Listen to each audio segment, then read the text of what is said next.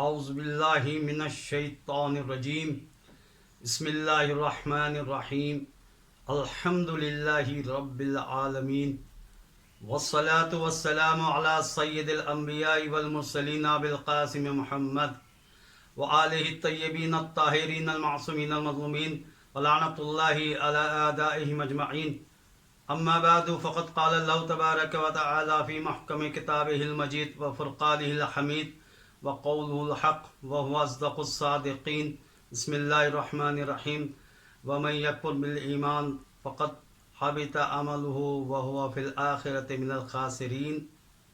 عزیزان محترم، 3 رجب کی تاریخ منسوب ہے شہادت حضرت امام علی نقی علیہ السلام کے ساتھ. یہ تاریخ جس میں امام کی شہادت ہوئی، امام کی کل زندگی حیات طیبہ 42 سال پر محیط ہے. اگر ہم اس تاریخ کا جائزہ لیں عزیزان محترم، یہ ایسے مظالم، ایسے پرآشوب زمانے کی بات ہے کہ جہاں اہل بیت کے چاہنے والوں پر ظلم ہو رہا تھا. اب جب تک ہم تاریخ کا مطالعہ نہیں کریں گے، جب تک ہم استفادہ نہیں کریں گے بیانات سے، کتابوں سے، اس وقت تک یہ بات سمجھ میں نہیں آئے گی. اس لیے کہ ہمارے 3 اماموں کی شہادت، امام محمد تقی علیہ السلام، امام علی نقی علیہ السلام، امام حسن عسکری علیہ السلام، ہمارے ان 3 اماموں کی شہادت 100 سال کے اندر ہوئی. امام محمد تقی علیہ السلام کی ظاہری زندگی حیات طیبہ 25 سال، امام علی نقی علیہ السلام کی زندگی کل 42 سال اور 28 سال امام حسن عسکری علیہ السلام کی زندگی. تقریباً 100 سال کے اس مختصر عرصے کے اندر ہمارے 3 امام شہید ہوئے. تو اس لحاظ سے ہم سمجھ سکتے ہیں کہ امام کے کتنے دشمن تھے اور کتنے اہل بیت کے چاہنے والوں کو زمانے میں مارا جا رہا تھا. تو اب ہمیں یہ سوچنا ہوگا کہ امام کی سیرت سے، کردار سے، کرامات، معجزات، فضائل، اس سے ہم کیسے استفادہ کریں. ہمیں چاہیے محفل، مجالس میں شرکت کریں، اپنے اماموں کی سیرت کو سمجھیں، اماموں کی زندگی کا مطالعہ کریں، اخلاق کا مطالعہ کریں، کردار، فضائل، امام کے معجزات، کس طرح امام نے اپنے چاہنے والوں کی حفاظت کی. تو ضروری ہے ہر امام کی چاہے ولادت چاہے شہادت، ہمیں چاہیے پوری طرح آپ کی زندگی کا مطالعہ کریں، بیانات سے استفادہ کریں. عزیزان محترم، 3 رجب کی تاریخ امام علی نقی علیہ السلام کی شہادت کی تاریخ ہے. اور اگر آپ دیکھیں امام کی امامت کی مدت 33 سال، آپ کی ولادت مدینے میں ہوئی، 5 رجب کو ولادت 212 ہجری. تو یہ پورا زمانہ، ابتدائی زمانہ امام کا مدینے میں گزرا، اور 8 سال کا سن مبارک تھا کہ آپ امام محمد تقی علیہ السلام کے ساتھ، اپنے والد کے ساتھ آپ سامرہ آ گئے، بغداد میں آئے. اس کے بعد پھر یہ سلسلہ جاری رہا. کل آپ کی حیات 13 سال بعد از امامت مدینے میں گزرا اور 20 سال سامرہ میں، عراق میں. اب عزیزان محترم، اس میں ایک بات سمجھنا ہے کہ ہر وقت کا حاکم، ظالم ترین حاکم، خصوصاً آپ جانتے ہیں متوکل کا زمانہ ہے.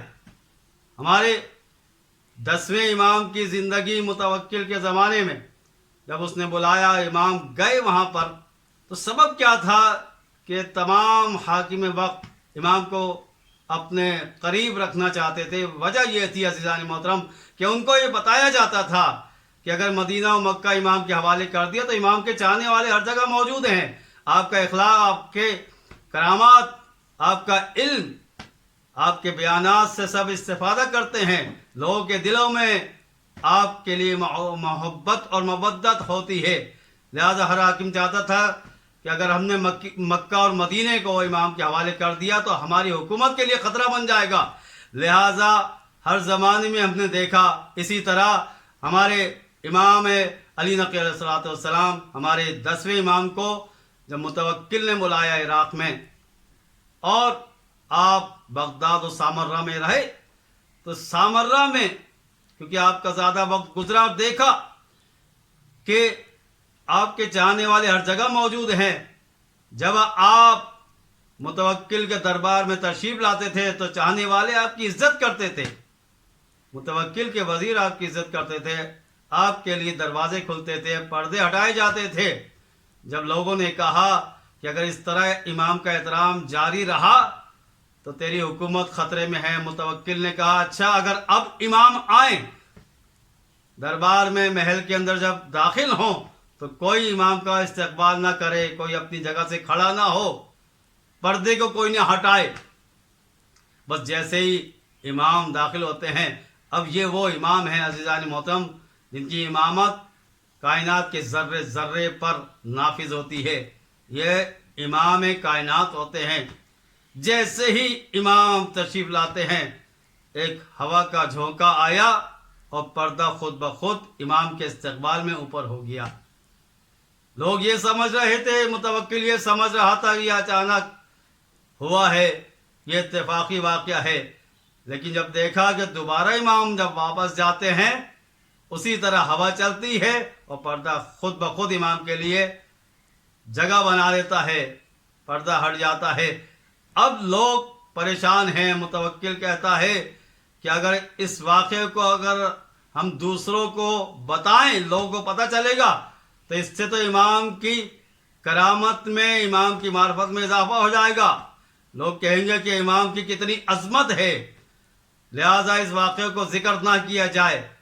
حاکم وقت کوئی بھی ہو، ظالم ترین حاکم بھی ہو، لیکن امام کے کمالات کو نہیں روک سکتا، امام کے فضائل کو کم نہیں کیا جا سکتا. عزیزان محترم، یہی وجہ ہے کہ پھر مختلف طریقے سے متوکل نے چاہا کہ امام کے اوپر اپنی حکومت کا رعب ڈالا جائے، ہیبت ہو جائے. ایک مرتبہ اپنے سپاہیوں کو حکم دیا، وزیروں سے کہا کہ ایک میدان میں ایک اونچا ٹیلہ بنایا جائے. کئی دن تک اس کی تیاری کی گئی. پھر لشکر کو اسلحے کے ساتھ، ساز و سامان کے ساتھ تیار کیا جائے. ہزاروں کی تعداد میں متوکل کے سپاہی اس میدان میں کھڑے ہوتے ہیں. پھر متوکل امام کو دعوت دیتا ہے، امام علی نقی علیہ السلام کو، اور ٹیلے پہ لے آ کے کہتا ہے کہ دیکھیے میرا کتنا بڑا لشکر ہے ہماری حکومت کا. امام نے کہا کہ بہت بڑا لشکر ہے، بے شک. تو اس نے کہا یہ میرا لشکر ہے، یہ بڑی سے بڑی جنگیں کر سکتے ہیں، بہت طاقتور لشکر ہے. امام نے کہا یہ تو تیری حکومت اور تیرا لشکر ہے، اب میں تجھے اپنا لشکر دکھاتا ہوں. ایک مرتبہ امام نے معجزے کے ذریعے اپنا لشکر دکھایا تو متوکل نے دیکھا مغرب ہو یا مشرق، زمین و آسمان امام کے لشکر سے پر ہو چکے ہیں. ہر جگہ امام کے چاہنے والے سپاہی نظر آ رہے ہیں.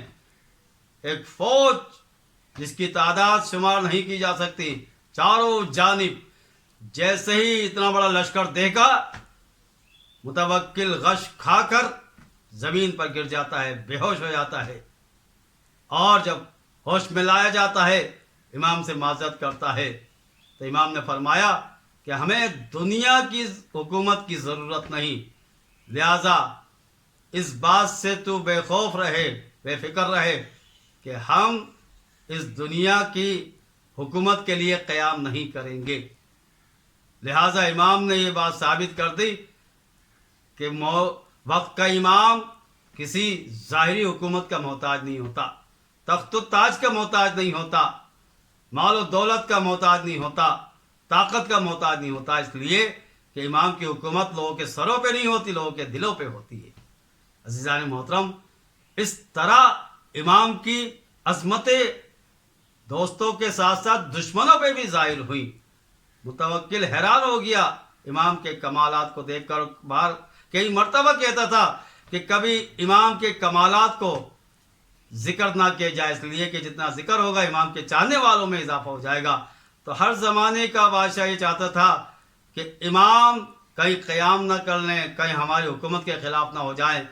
لہذا چاہتا تھا ہر وقت کا، ہر زمانے کا بادشاہ ہو یا حاکم ہو، ظالم ترین بادشاہ بھی اگر ہے تو امام کا ظاہری استقبال یا ظاہری احترام کرتا ہوا نظر آتا تھا، اور چاہتا تھا کہ وہ امام ہمارے قریب رہیں تاکہ ہمیں معلوم ہوتا رہے، ہمیں اطلاع ملتی رہے کہ امام کے چاہنے والے کون ہیں، کتنے ہیں امام کے چاہنے والے. اگر مکہ اور مدینہ میں رہیں گے تو ہمیں اطلاع نہیں مل سکے گی. لہٰذا اسی وجہ سے ہر زمانے میں بادشاہوں نے مختلف طریقے سے ہمارے اماموں کو اذیت دی. صلوات پڑھیے مل کے محمد وآل محمد پر. اللہم صلی علی محمد وآل محمد. عزیزان محترم، ہر زمانے میں امام کے چاہنے والے امام کی خدمت میں آتے تھے.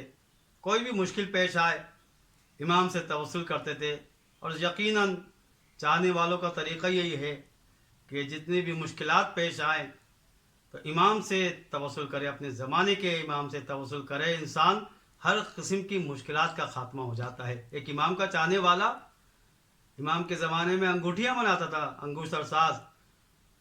بادشاہ نے اس کے پاس ایک نگینہ بھیجا. غلطی سے اس نے جب انگوٹھی بنانا شروع کی تو نگینہ 2 ٹکڑوں میں تقسیم ہو گیا. اب یہ بڑا پریشان ہوا کہ اگر بادشاہ کو حاکم وقت کو پتہ چلتا ہے تو وہ مجھے سزا دے گا، تعزیانے لگائے گا، مارے گا مجھے. لہٰذا وہ امام کی خدمت میں آتا ہے. امام نے پورا واقعہ اس کا سنا اور مسکراتے رہے. کہا کہ تو یہ کوئی نقصان نہیں پہنچائے گا، یہ مسئلہ خود بخود حل ہو جائے گا. وہ شخص سمجھ نہ سکا، گھر چلا جاتا ہے. دیکھا کہ حاکم وقت کی طرف سے پیغام آتا ہے کہ جو نگینہ ہم نے دیا تھا اس کی اب 1 انگوٹھی نہیں 2 انگوٹھیاں بنانا، اس لیے کہ 2 کنیزیں ہیں آپس میں لڑ رہی ہیں. آیا یہ کام ہو سکتا ہے؟ تو اس نے کہا میں سوچ کر اس مسئلے پر غور کر کے بتاؤں گا. اور یہ کہنے کے بعد دوڑتا ہوا امام کی خدمت میں آتا ہے مسکراتا ہوا اور تمام واقعہ بیان کرتا ہے. امام نے فرمایا کہ کیا جواب دیا؟ کہا کہ میں نے کہا کہ میں اس مسئلے میں سوچوں گا، غور و فکر کروں گا. امام نے کہا بہترین جواب دیا، اب تو یہ کسی کا نقصان نہیں. تو اس طرح امام کی حکمت کے ذریعے چاہنے والوں کی امام مدد کرتے ہیں، مدد ہو جاتی ہے. عزیزان محترم، ایک شخص آتا ہے امام علی نقی علیہ السلام کی خدمت میں، مولا میں بہت تنگ دست ہوں، فقر و فاقے کی زندگی گزار رہا ہوں، میری مدد فرمائیے. امام نے فرمایا یہ بتاؤ کہ تجھے اللہ تعالیٰ نے اتنی نعمتیں عطا کی ہیں، سب سے بہترین نعمت کون سی ہے؟ چاہنے والا امام کا جس کا نام ابو ہاشم جعفری خاموش ہو جاتا ہے. امام نے فرمایا دنیا کی سب سے بڑی نعمت جو اللہ تعالیٰ نے تجھے عطا کی ہے وہ نعمت ایمان ہے. ایمان کے بغیر دنیا میں کوئی عمل قبول نہیں ہوگا. عزیزان محترم، یہی آیت کا پیغام ہے سورہ مائدہ کی، وَمَن يَكْفُرْ بِالْإِيمَانِ فَقَدْ حَبِطَ عَمَلُهُ وَهُوَ فِي الْآخِرَةِ مِنَ الْخَاسِرِينَ. جس نے ایمان کا انکار کر دیا اس کا سارا عمل خراب ہو گیا، کوئی عمل قبول نہیں ہوگا اور آخرت میں بھی خسارے والے، نقصان اٹھانے والوں میں شامل ہو جائے گا. ایمان سے بڑی کوئی دولت نہیں ہے. ایمان کے بعد ہے پھر انسان صحت حاصل کرتا ہے، دولت حاصل کرتا ہے، زندگی گزارتا ہے، لیکن ایمان سے بڑی کوئی دولت نہیں. امام نے فرمایا اور اس کے بعد اگر تنگ دستی ہے تو قناعت کرو، قناعت کر کے اپنی عزت کو محفوظ کرو، عزت نفس کی حفاظت کرو، کسی سے سوال نہیں کرو، کسی کے محتاج نہیں رہو. اس لیے قناعت ایک بہت بڑی دولت ہے ایمان کے بعد. تو ایمان سب سے بڑی دولت. عزیزان محترم، یہ ایمان کا پیغام ہے، ایمان سے بڑی کوئی اور دولت نہیں ہے. یہی وجہ ہے کہ امام نے اپنے چاہنے والوں کی خدمت میں پیغام دیا کہ دیکھو ایمان ایسی دولت ہے کہ یہ دل پر اثر کرتی ہے. ایمان کا تعلق دل سے ہوتا ہے اور اس کا اظہار عمل کے ذریعے ہوتا ہے، اعمال کے ذریعے ہوتا ہے۔ بغیر اعمال کے، اچھے اعمال کے بغیر ایمان کا اظہار نہیں ہو سکتا۔ اللہم صلی علی محمد وعلی محمد۔ عزیزان محترم، ایمان میں اور اسلام میں فرق بیان کیا جا رہا تھا۔ ایمان دل پر اثر کرتا ہے، امام نے فرمایا یہ ایمان دل پر اثر کرتا ہے، اس کا اظہار اعمال صالح کے ذریعے ہوتا ہے۔ ایمان بغیر عمل کے نہیں ہو سکتا۔ اور اسلام وہ ہے کہ صرف زبان سے کہہ دیا جس کی وجہ سے مسلمان پاک ہو جاتا ہے اور اس کے ساتھ نکاح کیا جا سکتا ہے، لیکن ایمان دل پہ اثر رکھتا ہے، عمل کے ذریعے ظاہر ہوتا ہے۔ اور ایمان سب سے بڑی دولت ہے، ایمان کے بغیر کوئی عمل قبول نہیں ہوتا۔ یہ سب سے بڑا ہمارے لیے پیغام ہے کہ اگر دنیا کی نعمتوں میں ہمارا ہاتھ تنگ ہو جائے، فقر و فاقہ ہو جائے، خدا نخواستہ پریشانی آ جائے، تو صبر سے کام لے، قناعت سے کام لے۔ اس لیے دولت ایمان سے بڑی کوئی اور دولت نہیں ہے، سب سے بڑی نعمت بھی ہے اور سب سے بڑی دولت بھی یہی ہے۔ لہٰذا اپنے ایمان کی حفاظت کی جائے اعمال صالح کے ذریعے، نیکیوں کے ذریعے، معرفت کے ذریعے۔ آج کا پیغام سب سے بڑا ہمارے لیے یہی ہے کہ امام نے ہمارے لیے یہی پیغام دیا ہے کہ ایمان کی اپنی حفاظت کرو، اور ایمان کی حفاظت علم اور عمل کے بغیر نہیں ہو سکتی۔ عزیزان محترم، آج کی تاریخ بھی یہی پیغام دے رہی ہے ہمیں۔ 3 رجب کی تاریخ، امام کی شہادت کی تاریخ۔ آپ جانتے ہیں کہ امام کی ولادت مدینے میں ہوئی، 8 سال کے تھے تو آپ عراق آ گئے، حاکم وقت نے بلایا۔ اس کے بعد اپنے والد کی شہادت کے بعد آپ واپس مدینے آ گئے۔ پھر 13 سال بعد 20 سال تک 13 سال آپ نے گزارے مدینے میں، اور پھر 20 سال عراق میں، بغداد اور سامرہ میں۔ جب حاکم دیکھتا ہے کہ امام کے چاہنے والوں میں روز بروز اضافہ ہو رہا ہے، ہر جگہ امام کے چاہنے والے موجود ہیں، تو اس وجہ سے اسے اپنی حکومت کے لیے خطرہ محسوس ہوتا ہے۔ بس حاکم وقت نے معتمد اور اس کے بھائی معتز، اس نے زہر دیا امام کو تاکہ امام ان کے راستے سے ہٹ جائیں۔ بس زہر کا ایسا اثر تھا۔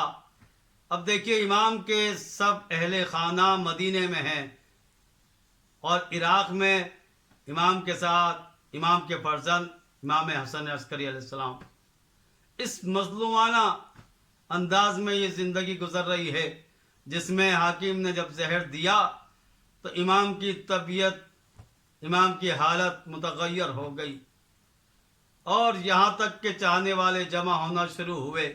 امام کی نقاہت دیکھی کہ امام اتنے کمزور ہو چکے ہیں، ظاہری طور پر یہ نظر آ رہا ہے کہ امام کی طبیعت کیسی ہے۔ بس امام اب شہادت کے قریب ہیں۔